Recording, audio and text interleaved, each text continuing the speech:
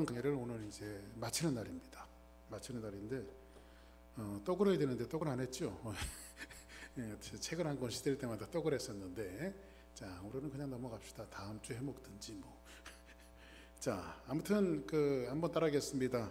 시험에 들게 하지 마시옵고. 자 오늘은 이제 6가지 강구 중에 맨 마지막 예수님께서 가르쳐 주신 기도로 시험에 들게 하지 마시옵고 라고 하는 타이틀을 가지고 은혜를 나누는데, 우리를 시험에 들게 하지 마시옵고 다만 악에서 구하옵소서. 그리고 맨 마지막에 이런 게 삽입되어 있지요. 대개 나라와 권세와 영광이 아버지께 영원히 싸움나이다, 이런 말씀이 들어가 있죠. 근데 사실은 이 맨 마지막에 이 부분은 오랜 성경 사본에 보면 이 대목이 사실은 성경 사본에는 나와 있지 않습니다. 그런데 이 대개 나라와 권세와 영광이 아버지께 영원히 싸움나이다, 이 본문이 삽입이 되어지게 된 배경은 예수님 당시에는 누구도 알고 있는 사실은 기도 끝에 항상 송영 부분이 들어가요. 송영 부분. 그 송영이 뭐냐면 대개 나라와 권세와 영광이 아버지께 영원히 싸움나이다, 이 부분인데, 이런 부분은 기도 끝에 당연히 유대인들 사회에서는 기도 끝에 들어갔던 송영 부분이기 때문에 후대에 이제 성경을 편집하는 과정 속에서 송영 부분이 삽입이 되어진 거예요. 그래서 제가 이 부분을 어떤 분은 이렇게 외우기도 합니다. 대개 나라와 권세와 영광이 아버지께 영원히 싸움나이다, 이렇게 외우시는 분도 있고, 어떤 분들은 대개를 빼고 나라와 권세와 영광이 아버지께 영원히 싸움나이다, 이렇게 외우시는 분들도 있는데, 저는 이제 91년도에 목회를 시작하고 이제 한 3년 정도 시골에서 목회를 하다가 이제 성남에 나와서 이제 교회를 개척을 했어요. 지하실에서 개척을 하고 있었는데, 이제 도시 목회를 하다 보니까는 이제 교회들이 많이 있을 거 아니에요. 그래도 교회들이 많이 있는데, 어쩌다가 교회를 개척하고 제가 94년도에 이제 거기서 목회를 시작을 했는데, 제가 96년도에 제가 목회를 시작한 것은 빨리 시작해서 전도사로 오랫동안 사역을 하다가 안수는 96년도에 제가 받았어요. 그런데 94년도는 전도사 때지요. 그래서 새파란 전도사가 이제 목회를 한다고 도시에 남아서 목회를 하는데, 그 옆에는 전부 다 안수 받은 목사님들이 이렇게 목회를 또 잘 하시는 분들이 주변에 많이 계셨는데, 그 틈바구니에서 이제 목회를 했습니다. 그런데 어떤 무슨 일이 있었는지 몰라도 어떤 교회 다니시는 분들이 앞에 교회 다니시는 분들이 몇 가정이 저희 교회를 이렇게 오셨어요. 그래서 이거 뭐 또 왜 오셨을까? 그래서 뭐 그런 이유는 잘 모르겠고, 이제 새로 저희 교회로 왔으니까는 그분들은 이제 교회를 정하려고 오신 분들이니까, 이제 그때는 전도사, 새파란 전도사가 있는데, 이 전도사가 도대체 바른 전도사인가, 바른 사역자인가, 바른 목회자인가, 아니면 바르지 못한 목회자인가, 이걸 볼 거 아니에요. 그래서 이제 와서 이제 열심히 말씀을 한 4가정 정도가 왔었는데 열심히 말씀을 들어요. 근데 이제 보통 예배를 끝나게 되어지면 보통 우리가 뭐 주기도문으로 예배 마칩시다, 이렇게 많이 하잖아요. 그래서 하늘에 계신 우리 아버지요, 이렇게 하면서 맨 마지막 송영 부분을 제가 나라와 권세와 영광이 아버지께 영원히 싸움나이다, 아멘 했더니, 보통 사람들이 그걸 외울 때는 대개 나라와 권세와 이렇게 대개자를 넣는 경우가 많거든요. 우리는 또 어릴 때 그렇게 학습을 받았기 때문에 대개자를 넣는 경우가 훨씬 더 많아요. 근데 제가 그냥 나라와 권세와 영광이 아버지께 영원히 싸움나이다 했더니, 그때 이제 나오시던 교인 한 분이, 옮겨왔던 교인 한 분이 그 다음 주에 나오질 않으셨어요.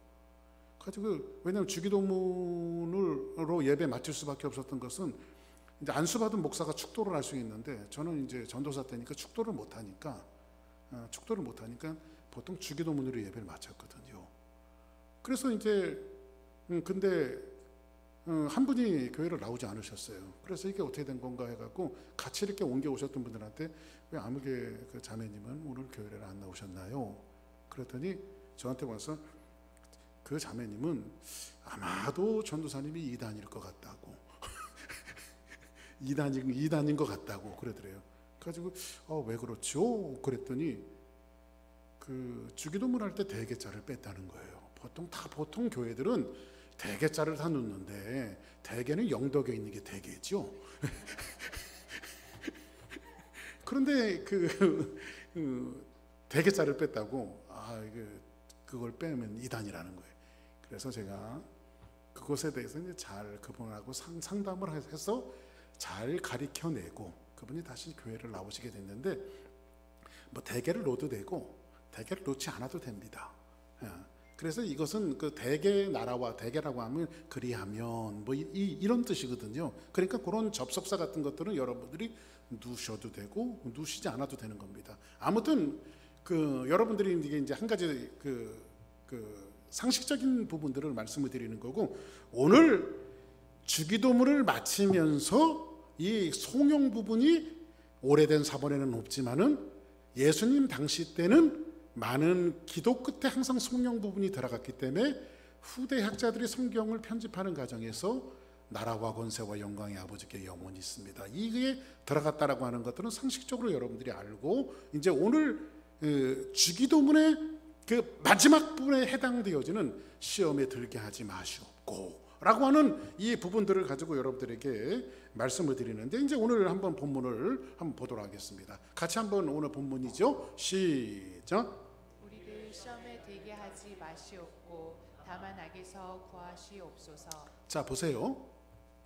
예수님께서 우리에게 기도를 가르쳐 주셨을 때에 사람에 대한 간구 6가지와 하나님에 대한 간구 6가지를 이제 가르쳐 주셨단 말이에요. 아니, 세 가지를 가르쳐 주셨단 말이에요. 그런데 오늘 예수님께서 마지막 부분에 해당되어지는 우리를 시험에 들게 하지 마시옵고 다만 악에서 구하옵소서라고 하는 기도를 마지막 부분에 예수님께서 너희들은 이렇게 기도하라 하고 하면서 마지막 부분에 대한 기도를 가르쳐 주셨는데, 여기서 시험이라고 하는 것은 원문에 보면 페이라스모스라고 하는 말로 쓰였어요. 이 페이라스모스라고 하는 말은 여러분들 시험할 때는요 이중적인 의미가 있어요. 시험이라고 하는 것은 우리가 시험 들었다, 뭐 시험 봤어, 뭐 시험에 걸렸어, 뭐 이렇게, 그리고 또 오늘도 뭐 아침에 재미난 얘기 했지만은 삐졌다 이거를 다른 말로 시험 들었다 뭐 이렇게도 표현하는 경우들이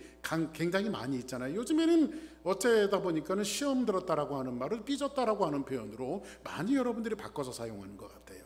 그런데 아무튼 이 시험에 대한 것들은 이중적인 의미가 있는데, 첫째는 뭐냐면 말 그대로 그냥 시험이에요. 테스트라고 하는 부분이죠. 그래서 야고보에서도 이거 시험이라고 하는 부분들을 두 가지로 나눠놨는데, 첫째는 테스트라고 하는 측면이에요. 테스트한다.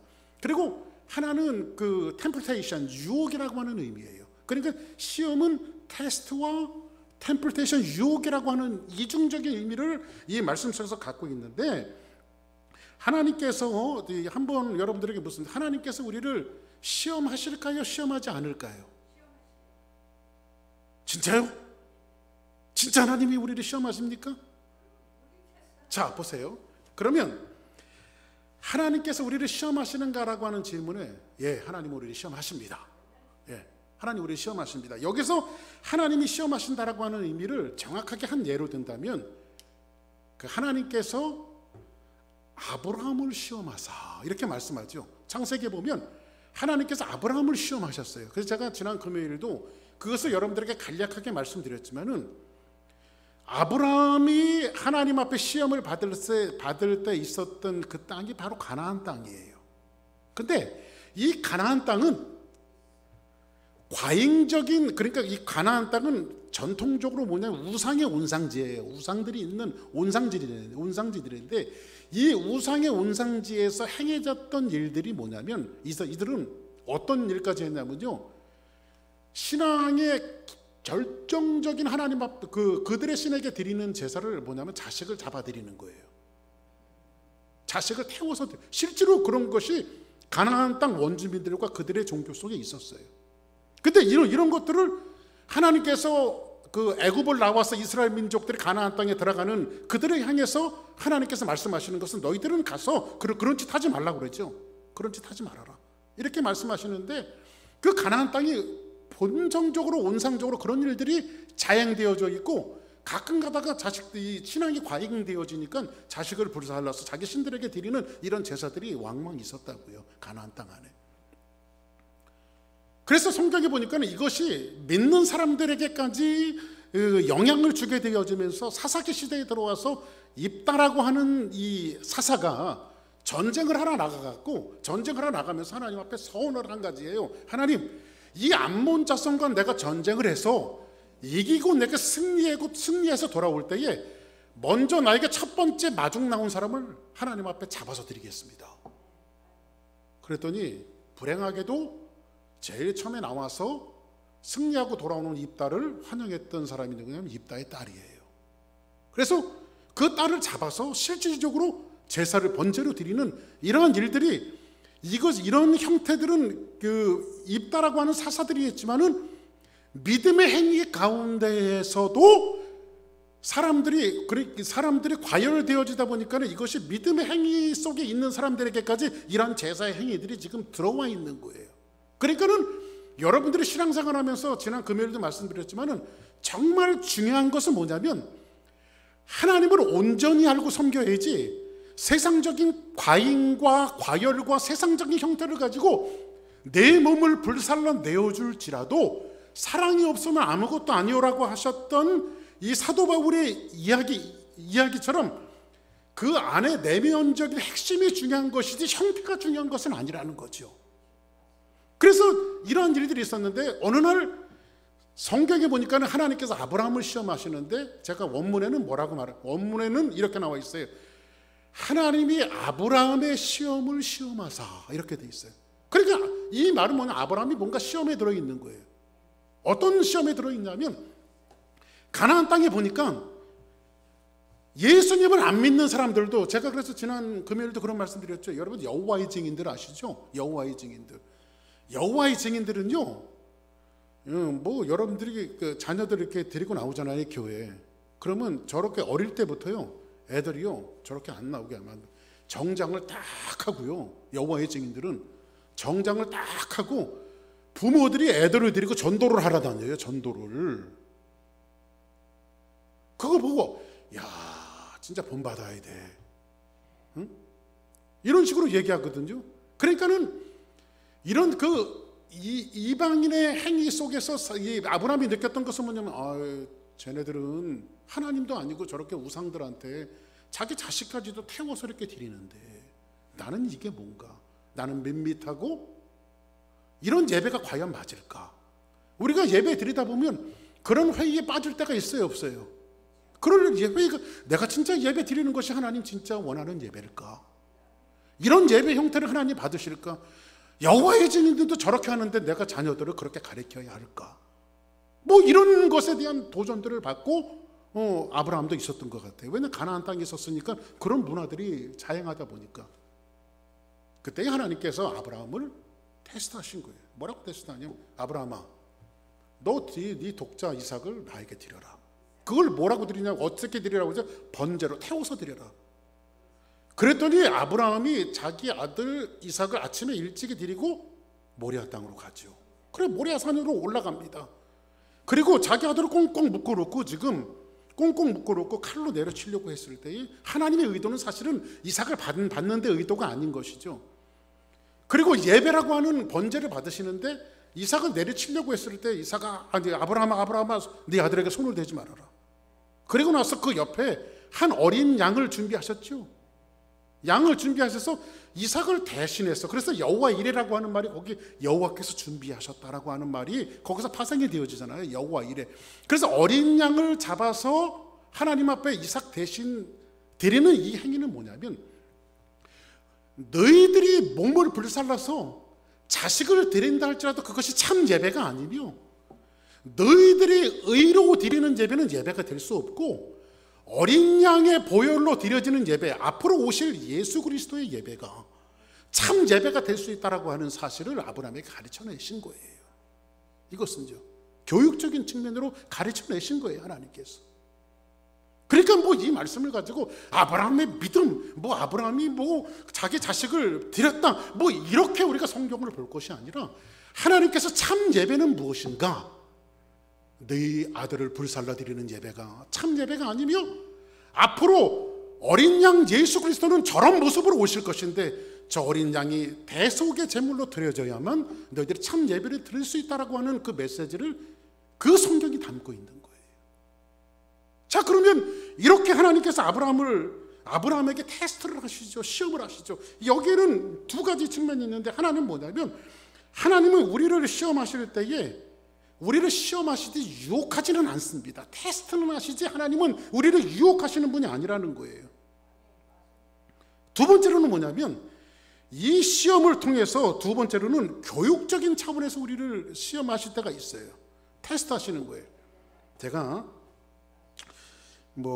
여기 군대 다녀오신 분들이 계실 좀 있는데, 저는 이제 군대 생활을 만 30개월, 저희 때는 30개월이었어요. 30개월, 2년 6개월을 군대 생활을 했습니다. 그리고 저는 현역 하사를 제대했어요. 그런데 군대 생활 그 이등병 하나 달고 가서 이제 군대 생활하면서 가장 머릿속에 남는 게 뭐냐면, 죽으리만큼 힘들었던 게 딱 두 가지가 머릿속에 남는데요. 유격 훈련 같은 것도 괜찮아요. 그런데 제일 힘들었던 게 뭐냐면, 여러분 해보셨는지 모르겠어요. 선착순이라고. 선착순. 이제 소대장이나 중대장이나 나와갖고 저기 있는 꼴대까지 선착순 2명 그러면 막 죽어라고 뛰는 거예요. 2명 안에 뛰려고. 그러면 2명 안에 못 들으면 어떻게 돼요? 다시 또 선착순 3명. 그러면요, 진짜 이 폐가 터질 것 같아요. 폐가 막 터질 것 같아요. 얼마나 힘든지 몰라요. 그 기억이 어떨 때는요, 꿈에도, 지금까지도 그 꿈을 꾼다니까. 선착순 꿈을 꿔본 적 있습니까, 여러분들? 지금도 꿈에 그게 나타나요, 선착순. 두 번째 제가 힘들었던 건 뭐냐면요, 군장을 메고 구보하는 게 있어요. 20kg짜리 군장을 메거든요. 그 군장을 메고요, 구보를 해요. 뛰고. 근데 여러분들 뛰었다 걸었다 그거를 한 20km 해보세요. 20km. 이거 한국 군인들 대단합니다. 제가 그 대한민국 육군 하사 출신이잖아요. 대단합니다. 그런데 그 훈련 끝에 내게 남아지는 것은 뭐냐면, 처음에는 막 죽을 것 같았던 폐가 벌렁벌렁거리고 했던 이 폐가 단단해지고, 그 다음에는 그 선착순이나 또 이렇게 구보하거나 행군할 때 이 모든 것들을 이겨낼 수 있는 내공들이 자꾸 생기다라는 거죠. 그러니까 하나님께서 우리를 테스트 하신다라고 하는, 시험이라고 하는 측면에서는 우리를 하십니다. 시험을 하십니다. 자, 그러면 시험은 이제 오늘 시험이 본론적인 주제는 아니니까, 오늘 여기에서 우리를 시험에 들게 하지 마시옵고라고 하는 것은, 하나님께서 우리를 테스트 하시는 것을 하나님 제발 하지 마세요, 이 소리가 아니라, 이 말씀은 우리를 시험에 들게 하지 마시옵고라고 하는 것은 유혹하는 것을 이야기합니다. 그러니까는 하나님은 우리를 시험하시지 하나님 우리를 유혹하지 않습니다. 템플테이션 하지 않는다는 거예요. 그러면 두 번째 여러분들과 한번 말씀을 나누고 싶은 것은 바로 유혹에 대한 거예요. 유혹. 여러분들 한 번씩 읽어보셨는지 모르겠습니다만, C.S. 루이스라고 하는 분이 책을 좀 많이 써내신 분이에요. 근데 이 C.S. 루이스가 책에 무슨 이야기를 했냐면, 인간의 삶 속에 중요한 전제는 세상은 유혹투성이라는 거예요. 돈에 대해서도 유혹을 받고, 탐욕에 대해서도 유혹을 받고, 이성에 대해서도 유혹을 받고, 세상에는 온통 유혹투성이에요. 그래요, 안 그래요? 수많은 유혹들이 있어요. 여러분, 한경직 목사님이요, 돌아가시는 영락교회 한경직 목사님이 한국에서 굉장히 존경받고 추앙받았던 어른이잖아요, 목사님 중에. 근데 이분이 맨 마지막 거의 돌아가실 때 했던 고백이 있어요. 그게 뭐냐면, 나이 늙고 성직생활하고 오래 하면은 돈에 욕심이 생기지 않을 줄 알았더니 돈에 욕심이 생기더라는 거예요. 이성의 눈이 그냥 감겨질 줄 알았더니 여전히 이성적으로 눈이 띄어지더라는 거예요. 그래서 이분이 하는 게 뭐냐면, 간 빼고 쓸개 빼고 모든 걸 빼놓고 하는 게 목회다, 그런 얘기를 하셨어요, 이분이요. 이런 유혹들이 사람들을 살아가는 세상에 있어요, 없어요? 근데 오늘 여기서 보니까 우리를 시험에 들게 하지 마시옵고 다만 악에서 구하옵소서. 그러면 여기서 보니까 악이라고 하는 것을 규정을 해봐야 돼. 그러면 악에서 우리를 시험에 들지 않는 것은 악에서 구원하시는 건데 이 악이 뭔가? 악이 뭔가? 우리 성경에는 악이라고 번역을 했는데 원문에 보니까 이 악이 투포네로라고 하는 말로 돼 있어요. 투포네로. 한번 따라서 해보실까요? 투포네로. 예, 이런 말로 하여튼 쓰여졌는데 이 투포네라고 하는 이 말이요, 투라고 하는 이 그 속격 관사가 요 부분은 여러분들이 좀 이해를 해야 돼요. 왜냐하면 설이 분분하기 때문에 그렇습니다. 근데 정확한 걸 제가 규정해 드릴게요. 투포네라고 하는 것은 그 투라고 하는 것이 속격 관사예요. 그런데 이것이 중성으로 쓰이냐 그 남성으로 쓰이냐에 따라서 의미가 달라져요. 그러면 이것이 중성 관사, 이 투라고 하는 이 그 관사가 중성 관사로 쓰일 때, 투포네로 중성 관사로 쓰일 때는 어떤 식이 되어지냐면 이런 거예요. 윤리와 도덕적인. 그 여러분들 이 주기도문을 여러분들이 외울 때, 여러분들이 인지할 때에 다만 악에서 구하옵소서라고 하는 것을 할 때 여러분들 어떻게 이해하십니까? 이거를 세상의 나쁜 짓들, 더러운 것들, 유혹하는 것들, 이런 것들로부터 나를 비도덕적으로 만들어가고 비윤리적으로 만들어가는 것에서부터 하나님이 구원해달라, 이렇게 여러분들이 인지하고 기도를 하시는 측면이 굉장히 많이 있죠. 근데 그것이 뭐 전혀 틀린 것은 아니지만은요, 요건 정확하게 제가 볼 때는 중성관사가 아니라 남성관사예요. 남성관사가, 저는 남성관사라고 보는 측면이 뭐냐면, 이게 뭐냐면 중성관사가 되어질 때는 그 유혹과 그 다음에 도덕적인 것과 윤리적인 것이지만은 남성관사로 쓰여질 때는 이것이 뭐가 되어지냐면요, 악한 자가 되어져요. 악한 자. 한번 따라하겠습니다. 악한 자. 악한 자는 누구를 가리킬까요? 사탄을 얘기하는 거예요. 사탄, 마귀 사탄을 얘기하는 거예요. 그러니까는 이것을 저는 이 남성관사가 맞다라고 보는데, 이 기도는 뭐냐면 예수님께서 기도를 가르쳐 주실 때에 시험에 들지 말게 하시는데 다만 악한 자로부터 나를 구원해달라. 그러니까 여러분들, 사탄은 끊임없이 우는 사자와 같이 여러분들을 넘어뜨리려고 하는데, 그 악한 자가 에덴 동산에서 아담과 하와를 넘어뜨리는 것처럼 그 싸움은 지금도 오늘날 역사 속에서 여러분의 삶의 자리와 우리의 삶의 자리에 계속 악한 자가 지금 도전해 오지 않아요. 도전해 오죠. 그래서 여러분들이 넘어지고 자빠질 때가 굉장히 많이 있단 말이에요. 그죠? 그래서 악한 자는요, 사단과 마귀로 규정하는 것입니다. 그래서 여러분들, 그 C.S. 루이스라고 하는 분의 책에 보니까요, 여러분들이 마귀 사탄을 이해할 때 두 극단적인 것들을 주의하라고 말했어요. 첫 번째 극단적인 것은 뭐냐면요, 이런 거예요. 아이 뭐 요즘 세상에 무슨 귀신이 있어, 마귀 사탄이 어디 있어? 응? 아이 그 요즘 그 과학적인 세상 속에서 우주선이 뭐 화성도 가고 막 그러는데, 야 화성 가는 우주인들한테 귀신 있냐고 물어봤더니 하나도 못 봤대더라. 야, 응? 그래 여러분들, 이렇게 귀신을 너무 무시하는 사람들이 있어요. 그런데 또 하나의 극단은 뭐냐면요, 뭐든지 일어나는 불합리적인 것이 전부 다 귀신 짓이다, 이렇게 말해요. 그래서 어떤 사람은 감기만 걸려도 귀신 장난 슉슉슉 귀신 쫓는 사람들이 있단 말이에요. 어떤 애는요, 어떤 엄마 앞에서 애가 연필을 이렇게 깠다가 칼에 손이 딱 비었어요. 그 피가 날 거 아니에요.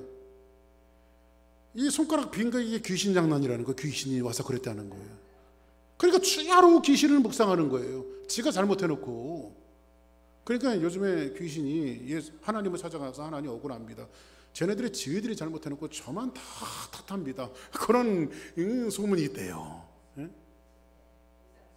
자, 그러면 오늘 여기에서 보니까는 이런 그 두 극단이 있는데, 우리가 한 가지 좀 염두에 둘 것은, 우리가 귀신을 이길 수 있을까요? 없을까요? 귀신을 이길 수 있을까요? 없을까요? 우리가 사탄을 이길 수 있어요? 없어요? 자 보세요. 자 봅시다. 우리 자체는 사탄을 이길 수가 없어요. 자 보세요. 성경 한번 봅시다. 고린도전서 9장 24절 한번 보겠습니다. 시작. 운동장에서 다름질하는 자들이 다 달릴지라도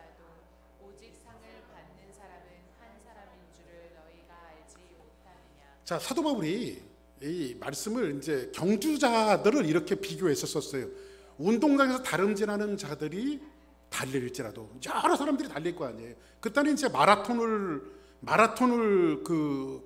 비유해서 이것을 이야기한 거거든요. 그런데 달릴지라도 오직 상 받는 사람은 몇 사람이에요?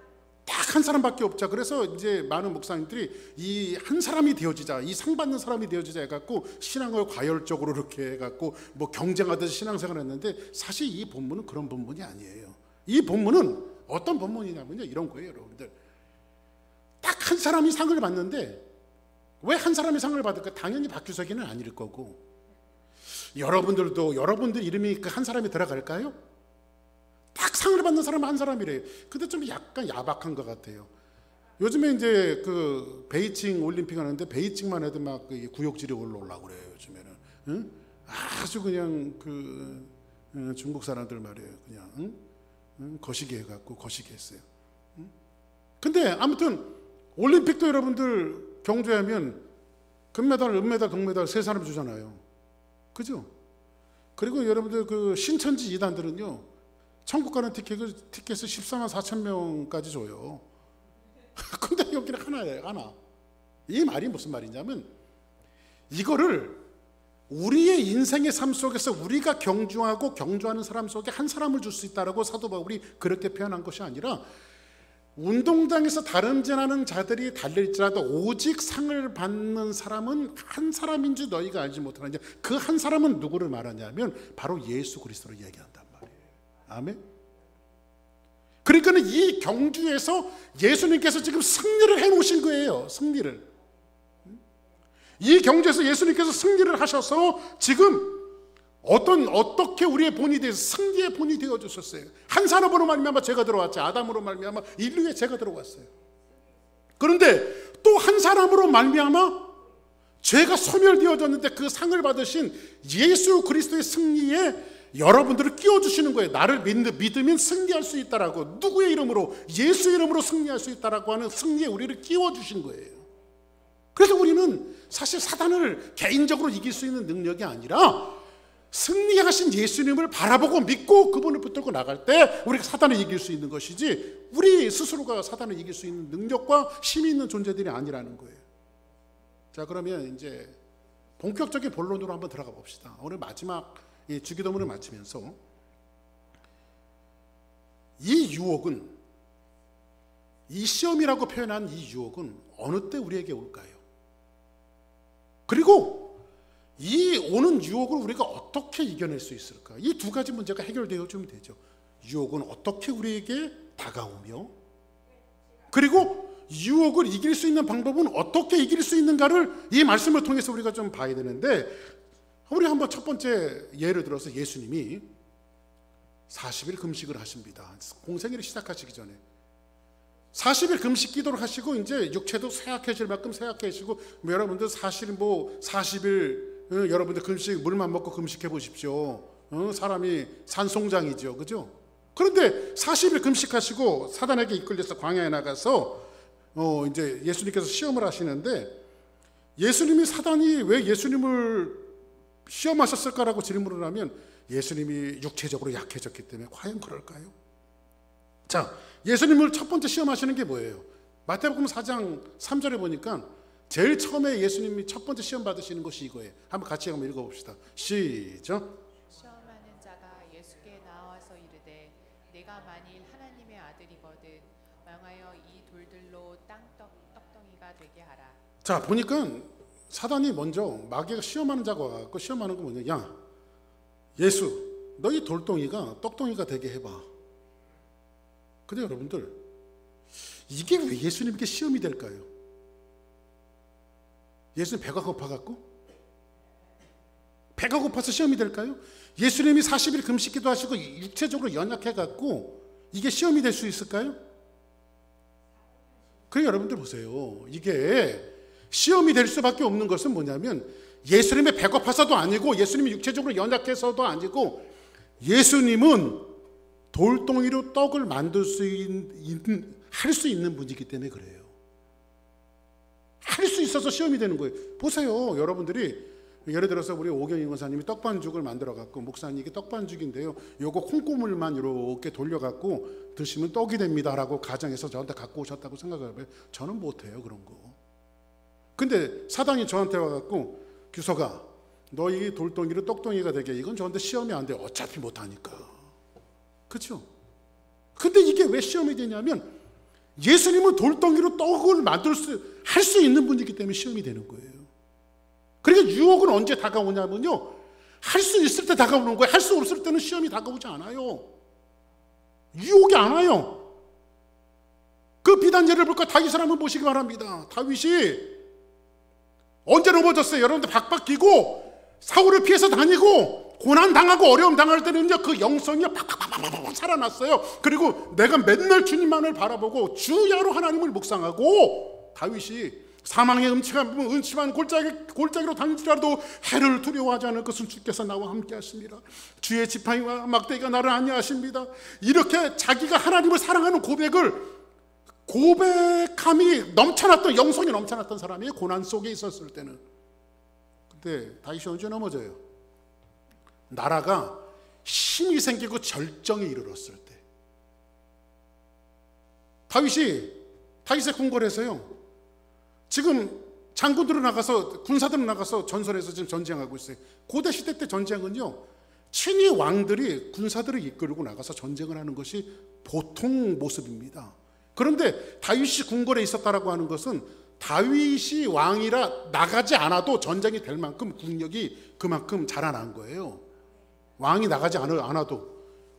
그러다가 이제 뭐 나라도 평안해지고 힘도 절정에 이르고 나라도 강성해지고 다윗의 권력도 힘이 있고, 그러다가 낮잠이나 잘까 하고 낮잠 자다가 잠에 깨어서 일어나 보니까 못 볼 거를 봤죠. 어떤 여자가 왔다 갔다 하는 거예요. 그 마음을 빼앗겨 버리죠. 그래서 자기 신하를 불러서 누군지 알아봐라. 그랬더니 성경은 정확하게 그 여자는 밧세바입니다라고 이야기하지 않고 우리아의 아내로 소개하고 있어요. 우리아의 아내. 그러니까 이 사람은 처녀의 유부녀예요. 유부녀죠. 그런데 다윗이 뭐라 그래요? 데리고 와라. 데리고 오라 그러잖아요. 다윗이 할 수 있을 때 죄를 졌어요? 할 수 없을 때 죄를 졌어요? 그러니까 여러분들, 힘이 생기면 조심해야 돼요. 여러분들이 대부분 우리 이렇게 이민 역사들 이렇게 보면요, 뭐 저도 한 22년, 23년 이렇게 여기 살면서 많은 사람들을 봤죠. 교회에서 같이 신앙생활도 하고. 이민 나갔고요, 정말 먹고 살려고 애를 쓰고 막 열심히 달리고 열심히 할 때는요, 뒤돌아볼 여유가 없어요. 다윗처럼요. 사울에 가면 쫓겨보세요. 고난당할 때 뒤돌아볼 여유가 없어요. 살기 위해서 막 몸부림을 치죠. 그러다가 좋은 직장 생기고 여유가 생기고 아이들도 자라나고 돈도 생기고 뭔가 좀 환경이 잘 만들어지면, 그때는 어떤 궁궐을 거니면서 한가하게 있다가 내가 할 수 있는 일들이만 눈에 보이기 시작하는 거예요. 그래서 제가 말씀드리죠. 돈 많고 시간 남으면 사람이 질 것이 죄밖에 없는 거예요. 다윗이 그때 넘어졌어요. 유혹이 언제 들어와요? 할 수 있을 때 들어와요. 그래서 여러분들, 괜찮게 돈이 벌려지면 넘어질까 조심해야 하고, 권력이 생기고 내게 힘이 생기면 넘어질까 조심해야 하는 게, 왜? 유혹은 그 행로를 통해서 들어오기 때문에 그래요. 제 말이 틀리면 틀렸다고 한번 얘기해 보세요. 사람들이 정말 여유가 있고 힘이 생기면요, 한 사람 두 사람, 우리 교회뿐만 아니라 다른 교회도 마찬가지고 교회를 떠난 사람들이 많아요. 왜냐하면 교회가 아니어도 할 수 있는 일들이 많기 때문에. 그리고 하나님을 버리고 신앙을 버리고, 이런 사람들이 한둘인지 아세요? 두 번째 한번 들어볼까요? 사울을 보시기 바랍니다. 사단은요, 어떨 때는 신앙생활 열심히 하는 사람들 있잖아요, 부추길 때가 있어요. 이렇게 마음을 부추길 때가 있어요. 사울이 처음에 하나님 앞에 왕으로 세워졌을 때는 사울의 모습이 그렇게 악한 모습이 아니었어요.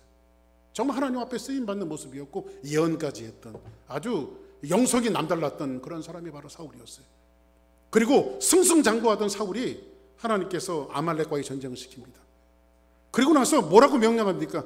사람이든 짐승이든 숨 쉬는 것은 다 죽여라. 숨 쉬는 것은 다 죽여라. 하나님 명령하시죠. 그리고 아말렉과의 전쟁에서 대승을 합니다. 대승을 해요. 큰 승리를 합니다. 근데 사울이 다 죽였어요? 안 죽였어요? 다 죽였어요? 안 죽였어요? 안 죽였죠? 탐스러운 짐승을 남겨놨잖아요. 그죠? 그래서 사무엘이 와갖고 도대체 저기 있는 짐승을 왜 남겨놨습니까? 그랬더니 사울이 뭐라고 그래요? 하나님 앞에 제사 드리려고. 근데 여러분들, 여러분 웃지만요, 저는 진심이라고 봐요. 왜냐하면요, 여러분들 그런 경험이 있었는지 모르겠지만은, 저희 어머니 옛날에 이렇게 보시면요, 이렇게 뭐 어쩌다가 보면요, 옛날에는, 요즘에는 뭐 신권 바꿔달라면은 뭐 신권들 구하기가 쉽지만 옛날에는 새돈 구하기가 그렇게 쉬운 시절이 아니었어요. 그러다 어쩌다 돈이 유통되다가요, 새돈이 올 때가 있어요. 새돈이. 그러면 저희 어머니가 이건 하나님 앞에 헌금이다 해갖고 새돈을 이렇게 딱 빼놓으셨어요. 새돈으로. 뭐 그게 뭐 좋은 측면이죠. 하나님 앞에 좋은 것을 드린다라고 하는 의미가 있으니까. 그런데 아마 사울의 마음속에도 그런 것 같아요. 다 죽이려고 보니까 이거 하나님 앞에 제물 드리면 굉장히 좋겠는 거야. 하나님도 좋아하실 만큼 아주 탐스러운 제물인 것 같은 거예요. 그죠? 근데 여러분들, 사단은요, 우리의 의의를 부추길 때가 있어요. 언제 넘어지냐면요, 너무 잘하려고 할 때 넘어져요. 사람이 너무 잘하려고 할 때. 여러분들 보세요. 여러분들이 잘하는 것도 중요하지만 잘하는 것보다 훨씬 더 중요한 게 뭔지 아십니까? 그렇게 잘하려고 하지 말고 하나님 뜻대로 하는 게 중요해요. 교회는요, 잘하는 데가 아니라 하나님의 뜻대로 하는 데가 교회예요. 신앙인들이 살아가는 것은요, 잘하려고 하지 말고 여러분들이 하나님의 뜻대로 살아가는 거예요. 할렐루야. 사울은 잘하려고 그랬어요. 너무너무 잘하려고 그랬어요. 여러분들 그런 기억들 있나요? 아이들이요, 엄마 아빠가 출타하면요, 애들이 조금 잘하면 기특한 생각을 할 때가 있어요. 야, 우리 엄마 아빠 나갔으니까 엄마 아빠 들어오면 집안 어질르면 좀 짜증 낼 테니까 우리 집안 좀 잘 치워놓자 해갖고 너무 정리를 잘하려고 한 나머지 엄마 아빠가 건드리지 말아야 될 것까지 건드려갖고 정리를 해놓으면 들어와서 짜증나는 거야, 이게 애들이. 그죠? 애들이 그럴 때가 있죠. 그걸 뭐 야단칠 수도 없죠. 애들이 기특한 생각 때문에 그런 거니까. 그런 경우들이 우리 살아갈 때도 그렇고 여러분들 인생사에서도 충분히 있을 수 있는 일들이에요. 그러니까 여러분들 참 중요한 것은 뭐냐면요, 우리가 하나님의 선하시고 온전한 뜻이 무엇인지 아는 그 지혜가 필요한 거예요. 잘하려고 하는 것이 중요한 것이 아니라 얼마나 열심히 했느냐, 이거보다도요, 정말 여러분들이 그 방향이 하나님의 말씀대로 잘 가고 있느냐, 이 방향이 중요한 거예요. 좋은 프로젝트와 좋은 아이디어와 좋은 생각과 이런 것들이, 물론 여러분들이 그런 거 내갖고 하셔야죠. 근데 그것이 중요한 것이 아니라 그 아이디어를 내고 그 생각을 내고 그 프로그램을 낼 때 이게 정말 하나님의 말씀에 합한 것인가, 이런 것들을 내야죠. 어떤 분들은 그렇게 생각하고 있어요. 교회가 구제만 하는 곳이라고 생각하는 데가 있어요. 물론 교회 안에 신앙생활 안에 구제가 있죠. 근데 구제만을 믿고 나간다면 그것은 아니죠. 첫째, 교회는 뭐예요? 복음에 확실한 교회가 되어져야 하고 하나님의 말씀에 확실한 교회가 되어져야 되잖아요. 하나만 더 예를 들게요, 여러분들. 바울이요, 다메섹에서 예수님을 만나고 나서, 부활하신 예수님을 만나고 나서 인생이 바뀌어졌어요. 그리고 나서 이제 전도자가 되어서 복음을 증거하기 시작합니다. 그리고 다니면서 복음을 증거하다 보니까 이게 보니까 설교하니까 사람들이 제자의 수가 막 늘어나기 시작하는 거예요. 야, 됐다, 이게 부흥이구나. 근데 사도 바울이 전도했던 대상들이 주로 어떤 사람들이었냐면 디아스포라들, 그래 흩어진 유대인들을 찾아가서 그들에게 복음을 전하고 말씀을 전했더니 제자의 수가 많아진 거예요. 그래서 사도 바울이 하나님께서 나에게 주신 사역은 이 사역이구나. 왜냐하면 부흥되고 사람들의 숫자가 많아지고 제자의 수가 많아지니까. 그러니까 여러분들, 우리가 때로는 착각하기 쉬운 것은 뭐냐면 잘되고 부흥되고 모든 것들이 탄탄대로처럼 열리는 것이 무조건 하나님의 뜻이라고 생각하는 그 자체는 조금 위험합니다. 왜냐하면 사도 바울의 경우가 그래요. 근데 사실 하나님께서 사도 바울을 부르실 때에 누구로 부르셨어요? 이방인들에게, 전혀 하나님을 알지 못하는 이방인들의 그 사도로 부르시고 사역자로 부르셨는데, 이런 디아스포라들을 향해서 사도 바울이 어떻게 합니까? 아시아로 계속해서 전도의 여정을 밀고 나갑니다. 그때 하나님께서 브레이크를 걸죠. 성령을 통해서, 야, 아니다, 아시아로 가지 말아라, 내가 원하는 사역은 거기 아니야. 두 번이나 하나님께서 말씀하시는데도 불구하고 사도 바울이 부흥하니까 표면적으로는 하나님의 일이 잘 되니까, 교회 한 개, 두 개, 세 개, 네 개 자꾸 져지니까, 이것이 하나님의 뜻인 줄 알고 밀어붙이니까 하나님께서 안 되겠다 싶으니까 계시를 주시죠. 아시아로 떠나려고 하는 그 전날 밤에 하나님께서 계시를 주시는데, 환상이라고 하는 것을 열어주셔서, 여러분들, 그래서 하나님께서 매 순간순간마다 여러분들에게 하나님의 말씀을 통해서 감동을 주시고 말씀하시는 것에 귀를 기울여야지, 환상까지 가면은 이거는 조금 내 신앙에 문제가 생긴 거예요. 그러니까 환상 보는 거 좋아하지 마세요. 환상까지 보면 거기에 좀 문제가 생긴 거예요. 왜냐하면 하나님 오죽하셨으면 그런 계시를 통해서 보여주실까. 그래서 마게도냐 하나 사람을 세워갖고 마게도냐 사람 손짓하면서 이리 와서 우리로 도우라, 우리 와서 도우라, 이런 말을 하죠. 그때 성경은 한번 사도행전 16장 한번 볼까요? 같이 한번 읽습니다. 시작. 바울이 그 환상을 보았을 때 우리가 곧 마게도냐로 떠나기를 힘쓰니, 이는 하나님이 저 사람들에게 복음을 전하라고 우리를 부르신 줄로 인정함이러라. 하나님이 말로 해서 안 들으니까 바울에게 환상을 보여요. 환상을 보았을 때 우리가 곧 마게도냐로 떠나기로 힘쓰니, 이는 하나님이 저 사람들에게 복음을 전하라. 저 사람들은 누구예요? 전혀 하나님을 알지 못하는 이방인들, 그죠? 그 마게도냐 첫 성회대 빌립보, 이렇게 해서 전도가 이루어지는 거 아니에요, 그죠? 교회에서 그 사람들에게 복음을 전하라고 우리를 부르신 줄로 뭐함이라? 인정함이라고 하는 것은 헬라어로 신비바조라고 말하는데, 이 신비바조라고 하는 뜻은 뭐냐면 격렬한 논쟁 끝에 내가 설득당했다는 거예요. 그러니까 사도 바울은 아시아로 가면서 교회 세우고 이게 하나님의 뜻인 줄 알고 밀고 나갔는데, 하나님께서 막으셔서 마게도냐로 보내니까 이 싸움에서 충돌을 되어졌을 때 하나님께서 나를 설득해내신 거예요. 격렬한 충돌 가운데 하나님께서 나를 어저스트 하신 거예요. 이게 하나님의 비전이에요. 그러니까 여러분들이 잘되고 뭐든지 잘되고 형통하는 것이 하나님의 복이라고 밀고 나가다가 어떨 때는 하나님께서 막으실 때가 있다니까요. 그게 일이 아닐 때. 그리고 진짜 비전은요, 여러분들, 그래서 이런 말씀 드릴게요. 여러분들, 하나님께서 말씀하실 때 순종할래요? 환상까지 보고 순종하실래요? 그냥 하나님께서 말씀하실 때 순종하는 게 좋아요. 이렇게 목사님을 통해서, 성경 말씀을 통해서 이렇게 말씀이 전달될 때, 아, 그렇지, 아멘 하면서 그때 순종해야지. 안 하면 여러분들 밤에 환상 보여준다니까. 그 환상까지 보여주는데 안 되면 어떻게 되는 거예요? 하나님 내리치는 거지 뭐. 그잖아요. 그러니까 환상 너무 좋아하지 말게 바랍니다. 아멘. 자, 그래서 이렇게 이제 사단이 다윗의 예를 봐도 그렇고, 사울의 예를 봐도 그렇고, 바울의 예를 봐도 그렇고, 뭔가 여러분들 이 유혹이 다가올 때는 언제 다가와요? 할 수 없을 때, 할 수 있을 때. 할 수 있을 때. 그러니까 여러분들에게 물건을 주셨으니까 주를 위해서 쓰십시오. 그러면 하나님께서 반드시 그 사람을 더 축복해서 그 사람을 축복의 통로로 쓰실 줄 믿어요, 저는요. 여러분들에게 힘과 능력과 권력을 주셨으니까 주를 위해서 쓰십시오. 우리가 만들어진 목적은 하나님의 영광을 위해서 만들어진 거 아닙니까?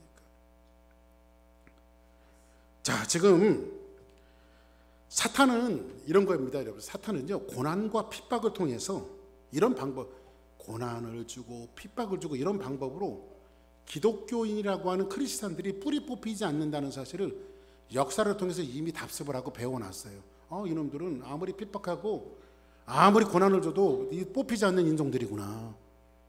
그래서 사단이 하는 방법은 이제 전략을 바꿨어요. 어떻게 바꿨냐면 잘되게 하고, 성공하게 만들고, 또 은혜 받게 만들고, 예배 너무 잘 드리려고 하고. 그래서 여러분들 그 아이러니한 거 아십니까? 어떨 때는 열심히 잘 하려고 신앙생활 열심히 잘하려고 하는 사람이 교회 아이디어 내다가 교회가 쪼개지는 경우도 많아요. 그러니까 잘하려고 하는 것이 중요한 것이 아니라 뭐 하라고요? 하나님의 뜻에 맞는가. 그래서 베레아 사람들은 신사적이어서 말씀이 그러한가 아니한가를 상고했다고 그랬어요. 하나님의 말씀이, 이 말씀이 정말 내가 가는 방향이 맞고 내가 내는 아이디어가 하나님 말씀에 맞는 것인가. 그래서 여러분들은 신사적인 성도들이 되어져야 돼요. 누구처럼? 베레아 사람들처럼. 옆에 분들하고 인사하세요. 신사적인 성도들이 됩시다. 시작. 크게 얘기하세요. 시작. 신사적인 성도들이 됩시다. 할렐루야. 자, 그러면 이제 오늘 주기도문을 좀 이제 결론 부분에 마치면서 몇 가지 성경 구절을 여러분들에게 전해드리고 오늘 시간을 마칠까 합니다. 자, 고린도전서 10장 13절 한번 같이 해볼까요? 시작. 사람이 감당할 시험 밖에는 너희가 당할 것이 없나니 오직 하나님은 미쁘사 너희가 감당하지 못할 시험 당함을 허락하지 아니하시고 시험 당할 즈음에 또한 피할 길을 내사 너희로 능히 감당하게 하시느니라. 자, 보세요. 이 말씀은 이 사도 바울이 광야의 고난을 당하던 이스라엘 민족들의 그 형태를 녹여서 이렇게 말씀을 쓴 건데, 이 말씀이 보니까 사도 바울이 사람이 감당할 시험 밖에는 너희에게 당할 것이 없나니 오직 하나님은 미쁘시고 너희가 감당하지 못할 시험을 허락해요, 허락지 않아요? 허락지 아니하시고.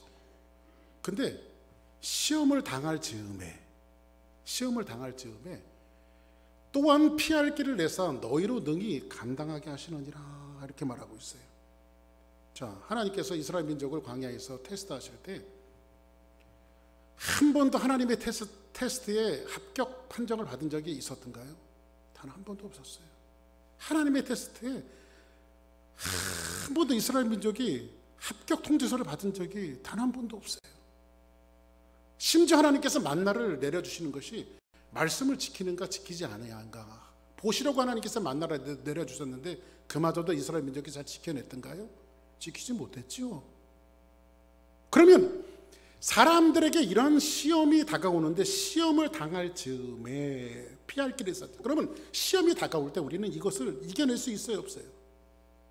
이겨낼 수 없죠. 그러면 시험이라고 하는 태산 앞에서 연약한 우리들이 느낄 수 있는 것은 뭐냐면, 아, 내가 이 시험을 이길 수 없는 존재구나, 이거를 느끼겠죠. 그러면 하나님께서 피할 길을 내시는데 어떤 피할 길을 내시냐면 오른쪽으로 내가 다고 여기에 꽉 막혔어. 그래서 하나님께서 왼쪽 길을 쫙 열어주셔서 피할 길을 내시는 그런 의미가 아니라 우리에게 막혀있는 험난한 이 시험 속에서 우리를 피할 길을 내신 것은 뭐냐면 그 시험을 당할 즈음에 이거는 내가 싸우고 내가 이길 수 있는 싸움이 아니구나, 이것을 느꼈을 때에 우리는 누구를 바라보게 되냐면 믿음의 주여 온전케 하시는 예수님을 바라보고 주님을 붙들 때 이 시험을 이길 수 있단 말이에요. 그게 주님의 손을 붙드는 그 자체가 뭐예요? 이게 바로 피할 길이에요. 이게 피할 길이에요. 아멘. 그러니까 이 말씀을 뭐 하나님께서 피할 길을 얻어내실 거야, 이것이 아니라 여러분들의 시험 앞에서 나는 불능한 존재고 나는 연약한 존재고 이 시험을 이길 수 없습니다라고 인정하고 하나님 나를 붙들어 주세요, 이럴 때 하나님께서 여러분들의 시험을 예수님이 승리하신 곳에 여러분들을 끼워주신다고 같이 승리하게끔. 할렐루야. 이게 바로 피할 길이에요. 두 번째 한번 봅시다. 마태복음 26장 41절에 있는 말씀 같이 한번 봅니다. 시작. 시험에 들지 않게 깨어 기도하라. 마음에는 원이로되 육신이 약하도다 하시고. 여기서는 육신이 약하다라고 하는 것은 피지컬 부분을 이야기하는 게 아니에요. 육신이 연약하다라고 하는 것은 하나님과 반대되어지는 모든 행위, 이것이 육신의 연약함으로 사도 바울이 표현한 거, 이 복음서가 표현한 거의 말씀이에요. 자, 그러면 이 육신으로 상징되어졌던 그 민족들이 하나 있었는데 그 민족들이 누구냐? 바로 아말렉이에요. 아말렉. 이스라엘 민족들이 이제 홍해 바다를 건너왔습니다. 그러면 홍해 바다를 건너왔다는 구원받은 사람들이잖아요. 근데 아말렉과의 싸움을 대대로 해야 합니다. 그죠? 대대로 해야 돼요. 근데 이 싸움에서 우리는 승리할 수가 없어요. 그런데 하나님께서 이 싸움을 어떻게 하시냐면 누구를 통해서 육체가 약하다고 하는 것은 우리의 신앙의 싸움은 이거예요. 구원을 받았지만 늘 우리의 인생과 삶 속에서 이것을 잘라내고 찢어내고 뜯어내고 이 싸움이에요. 어떤 것과 이 아말렉은 뭘까요? 옛사람의 그림자. 옛사람의 그림자. 그 다음에 우리를 달콤하게 하는 것들, 우리를 유혹하는 것들, 이것을 날마다 그래서 사도 바울이 뭐라고 말하죠? 나는 날마다 죽노라. 이 싸움을 싸우는 거예요. 또 하나 봅시다. 에베소서 6장 11절 시작. 마귀의 관계를 능히 대적하기 위하여 하나님의 전신 갑주를 입으라. 자 보세요. 마귀의 관계, 마귀는 아주 간교하죠. 근데 마귀의 관계보다 하나님은 더 디테일하십니다. 근데 마귀의 관계를 능히 대적하기 위하여 누구의 전신갑주를 입으래요? 여러분 보세요. 하나님의 전신갑주를 입으라고 그러는데 보통 사람들이 전신갑주를 입으면 이게 갑옷 같은 거 입고 싸우는 것을 이야기하는데 여기서 하나님의 전신갑주라고 하는 것은 그런 의미를 우리에게 소개하고 있는 것이 아니라 여기에 전신갑주는 뭐냐면 우리의 인성과 품성 속에서 하나님의 성품을 집어넣으라는 거예요. 우리의 인성과 성품 속에 하나님의 성품을 집어넣으라는 거예요. 이게 바로 전신갑주예요. 여러분들 우리가 인생의 여정을 살면서 여러분 사단이 여러분 가정도 그렇고 여러분 교회도 그렇고 제일 먼저 들어오는 지름길이 있어요. 그 지름길이 뭔지 아십니까? 우리의 품성이, 우리의 성품이 하나님의 성품으로 무장되어 있지 않고 하나님의 성품으로 여러분들이 그 전신갑주를 입지 않으면 어떤 사태가 벌어지는지 아십니까? 사단은 반드시 사람의 혈기를 건드려요. 마음을 건드려요. 그래서 화나게 만들고 분하게 만들고 이것을 통해서 공동체가 와야 되어지고 가정이 와야 되어지고 특히 집안에서 여러분들 조심하세요. 집안에서 성질 부리는 사람들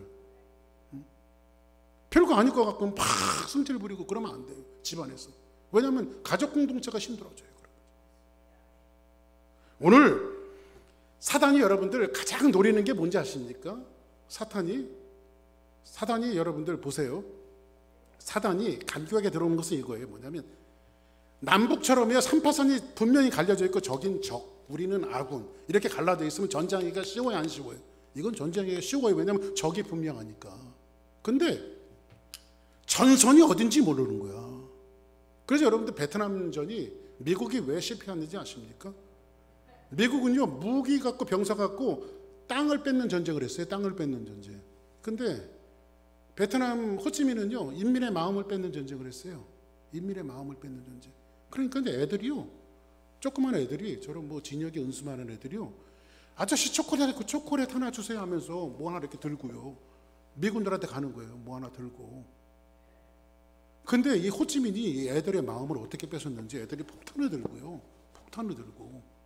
가갖고 미군들 많은 군막에 가서 초콜릿 달라고 가갖고 이걸 터뜨리는 거예요. 자기도 죽고 미군들 다 죽이는 거예요. 그러니까는 미군들을 보면 이 애가 다가와도 반갑지가 않은 거예요. 왜냐면 저놈이 폭탄을 들었는지 진짜 초콜릿을 달라고 그러는지 이걸 모르니까. 실제로 그랬다니까요. 베트남 전쟁이 그래서 진 거예요, 여러분들. 마귀의 싸움에서 어떻게 지는지 아십니까? 누가 적군인지 누가 아군인지 이걸 분간 못하게 만들어요. 한번 옆에 분들하고 얼굴 보면서 다정하게 인사하시기 바랍니다. 우리는 아군입니다. 시작. 그러니까 여러분들 옆에 있는 분들은 공격 대상이 아니에요. 여러분들 보십시오. 요셉이 하나님의 높으신 섭리가 깨달아질 때까지 이걸 깨닫지 못했어요. 성경에 나와 있지 않지만 요셉도 사람이었는데 왜 그런 마음이 없었겠어요? 형들이 나를 팔아갖고 내가 이 죽을 고생을 해? 노예로 팔리고 감옥에 갇히고 아마 이 마음속에서 어떤 생각이 있었을 것 같아요. 형들은 원수고, 그죠? 형들이 나한테 그렇게 할 수가 없고, 형들은 나의 피해자고 가해자고 나는 피해자고, 이런 피해의식 속에서 살았을 거 아니에요, 그죠? 여러분들 왜 피해의식에 사로잡히는지 아십니까? 사람이요? 우리 살다 보면 피해의식 있잖아요. 내가 너 때문에, 내가 누구 때문에, 뭐든지 아버지 갖다 피의 식사로 누구 때문에 갖다 붙이는 사람들이 많아요. 그게 영적으로 여러분들 무뎌서 그래요. 그게요. 왜? 전선이 어딘지 분명히 이해되지 않기 때문에. 그 사람 때문에 피해 당한 것이 아니라 하나님의 높은 섭리를 깨닫지 못했기 때문에 그래요. 그런데 요셉이 하나님을 만나고 그 사건 속에서 하나님의 감동함을 보게 되어지니까 전선이 무너지고 피해자 가해자라고 하는 이 개념 자체가 무너지기 시작해요. 그 형들이 앞에 부복했을 때 뭐라고 말합니까? 당신들이 나를 팔았으므로 두려워하지 마소서. 이렇게 하신 것은 하나님이 우리를 구원하시려고 나를 당신들보다 먼저 보내신 겁니다. 이 고백을 하잖아요. 그러니까 여러분들 이 전선이 무너질 때에 정말 하나님의 섭리를 우리가 볼 수가 있는 거예요. 그런데 이것이 무너지지 않으니까 너는 가해자고 나는 피해자고 피해의식 속에서 살아가고 있는 거예요. 누구 때문이 아니에요. 여러분들 안에 있는 이 전선이 무너져야 돼. 그래서 정확하게 적을 봐야 될 것은 우리의 적은 악한 마귀, 원수 마귀인 것이지 옆에 있는 그 사람들이 아니란 말이에요. 내가 이 인간을 만나서 이렇게 고생하고 살아 하면서 남편 원망하고 아내 원망하고 그러지 말고 그 사람들이 적이 아니라니까요. 그래서 우리는 전신갑주를 입으라고 하는 말씀은 뭐예요? 우리의 품성과 성품 속에 하나님의 성품을 집어넣는 거예요. 아멘. 그래서 하나님께서 우리에게 살기를 원하시는 것은 어떻게 살기를 원하실까요? 같이 한번 볼까요? 시작. 이와 같이 너희 빛이 사람 앞에 비치게 하여 그들로 너희 착한 행실을 보고 하나님이 계신 너희 아버지께 영광을 돌리게 하라. 할렐루야. 무슨 행실을 보고요? 너희 착한 행실을 보고. 마지막 성경 한 구절 더 봅니다. 자, 야고보서 1장 12절 시작. 시험을 참는 자는 복이 있나니 이는 시련을 견뎌낸 자가 주께서 자기를 사랑하는 자들에게 약속하신 생명의 면류관을 얻을 것이기 때문이라. 자, 시험을 참는 자는 복이 있다고 말했어요. 그렇죠? 많은 시험들이 올 때. 근데 이 시험을 참는 것은 시련을 견뎌낸 자가 주께서, 자 보세요. 내가 시험을 참는 것은 그래 견뎌야지, 이겨야지, 이런 의지가 나를 위해서 참는 건 줄 알았어요. 그런데 주께서 자기를 사랑하는 자들에게 약속하신 생명의 면류관을 얻을 것이기 때문이라. 이렇게 말해요. 그러니까 시험을 참는 것은요, 결국은 생명의 면류관과 연관이 되어져 있다는 거예요. 영적인 것과. 그래서 마지막에 오늘 한 가지를 보는데 뭐라고 말하냐면, 한번 따라하겠습니다. 시험을 참는 것은 하나님께 대한 사랑을 고백하는 것이다. 그리고 나서 마지막 성경절에 보니까 4장 7절, 야고보서 4장 7절에 같이 한번 봅니다. 시작. 즉 너희는 하나님께 복종할지어다. 마귀를 대적하라. 그리하면 너희를 피하리라. 자 보세요. 그런즉 너희는 하나님께 복종할지어다. 마귀를 대적하라. 자 보세요. 하나님께 복종하는 것이 곧 마귀를 대적하는 거래요. 그러니까 여러분들이 뭐 대판 싸운다고 마귀와 싸워갖고 승리하고 그런 것이 아니라, 여러분들이 싸워야 할 싸움은 마귀들과의 싸움이 아니라 하나님 앞에 복종하는 싸움이에요. 왜 그런지 아십니까? 복종하게 되어지면 마귀가 몰라가요. 마귀가 쳐는 사각지대가 없어요. 마귀가 어떻게 할 수가 없어요. 왜 그런지 아십니까? 요셉이요, 보디발의 집에 팔려갔더니 요셉이 얼마나 잘생겼는지요. 야사에 보면요, 요셉이요, 보디발의 아내가 사람들을 초대해 놓고 막 그 잔치를 베풀었대요. 귀부인들을 초대해 놓고. 근데 요셉이 시중들과 함께 음식을 딱 가지고 이제 대접하려고 귀부인들 앞에 가니까요, 사람들이 고기를 쓰다가 1번 여자, 2번 여자 다 고기를 쓰다가 이 고기를 보고 쓰라게 되는데 요셉을 보고 쓰다 보니까 아야 손을 빈 거예요. 왜냐하면 요셉한테 너무 홀려갖고. 그만큼 요셉이 잘생겼다라고 하는 얘기를 하더라고요. 근데 그 요셉이 얼마나 준수했냐면, 이 보디발의 아내가요, 밤낮 유혹하는 거예요. 문자도 보내고 카톡도 보내고 전화도 하고 아주 난리를 치면서 유혹을 하는 거예요. 유혹을 하니까 요셉이 어떻게 하던가요? 아니 사모님, 우리 주인님 아시면 큰일 납니다. 이렇게 얘기했던가요? 아니죠. 내가 어찌 하나님 앞에 득죄하리요? 내가 하나님 앞에 그렇게 할 수가 없다. 하나님 앞에 복종하니까 마귀가 꼼짝 못해요. 할렐루야. 그러니까 우리의 싸움은, 이 시험은요, 마지막 예수님께서 가르쳐 주신 기도로 우리에게 결론 내는 것은 뭐냐면, 시험에 들게 하지 마옵시고 다만 악에서 구하옵소서. 이 마지막 한 가지 결론은 하나님께 복종할 때 마귀는 물러가고, 여러분들이 악한 마귀, 원수 마귀와 영광 영광 할렐루야 이렇게 하면서 싸우려고 하지 말고 하나님 앞에 순종하고 복종하는 것이 곧 마귀를 이기는 방법이다라고 하는 사실을 잘 깨닫고, 예수님께서 마지막으로 우리에게 가르쳐 주신 기도, 우리를 시험에 들게 하지 마시옵고 다만 악에서 구하옵소서. 이 기도를 가르쳐 주신 예수님의 심정을 잘 이해하고, 저와 여러분들이 주기도문을 마치면서 이 말씀, 주기도문을 그냥 통상적으로 외운 것이 아니라 지금까지 가르쳐냈던 이 말씀을 붙들고 여러분들이 믿음으로 승리하는 거룩한 역사가 넘쳐나기를 주의 이름으로 축복합니다.